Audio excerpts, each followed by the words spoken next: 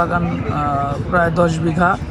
এটা পাবনার মাটিতে প্রথমে হবে কিনা একটু সন্দেহ ছিল, তারপরেও আলহামদুলিল্লাহ অনেক সুন্দর হয়েছে।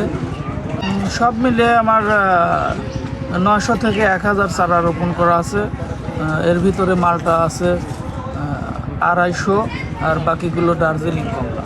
মালটা বিভিন্ন জাতের মালটা আছে, বাড়ি 1, বাড়ি 2, মিশরি মালটা। উৎপাদন তো আপনারা দেখতেই পাচ্ছেন। 4 জন কাজ করি, আর মালটা পারি, কিছু লোক মালটা পারি চায়, কি কুমলা পারে চায়, গাছে পানি দেওয়া লাগে, তারে দেই, তারপর মালটা পাড়িয়ে দেয়, তারপরে ধরেন ঘাস মাস হলে পরে কাটিয়ে দেয়। আর বিশেষ করে আমার এই মালটার বাগানেই আমার দিন রাত 24 ঘন্টা থাকা লাগে, থাকতে ধরেন আমরা পরিশ্রম করি যাতে কোনো লোক যাতে ফল না পারে, কি একটা ভুল ছিল কি একটা সঠিক ছিল, এটা আমার দেখা যায়।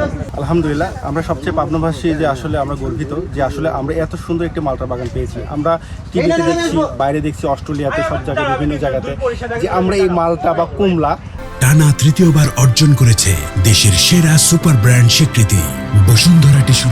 আমরা বাইরে থেকে ইম্পোর্ট করি, বাট এটা যে আমাদের পাবনা শহরে এটা সবচেয়ে বড় অ্যাসেট, এটা আমাদের জন্য একটু গর্বের বিষয়।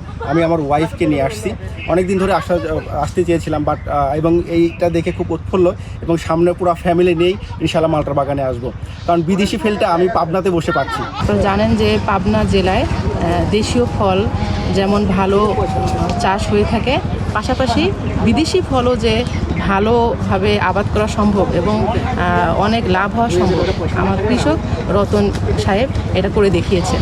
ঘড়িয়া উপজেলায় উপজেলা কৃষি অফিস থেকে কৃষকদের মাঝে মালটা চারা বিতরণ করা হয়েছে, বিশেষ করে বাড়ি মালটা একের চারা বিতরণ করা হয়েছে, এবং আটঘরিয়া উপজেলার বিভিন্ন গ্রামে ছোট ছোট এরকম ফল বাগান আছে।